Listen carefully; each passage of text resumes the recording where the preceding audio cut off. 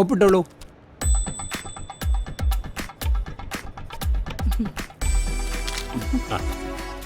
ജോലി കിട്ടോ? അവരൊരു നാണം കണ്ടില്ലേ? ഞാൻ വീട്ടില് ഡ്യൂട്ടിക്ക് പോണെന്ന് പറഞ്ഞാ ഇറങ്ങിയിരിക്കുന്നെ. ഏട്ടനും വീട്ടിൽ അങ്ങനെ തന്നെയല്ലേ പറഞ്ഞിരിക്കുന്നെ? നീ ഭാഗ്യവാനടാ.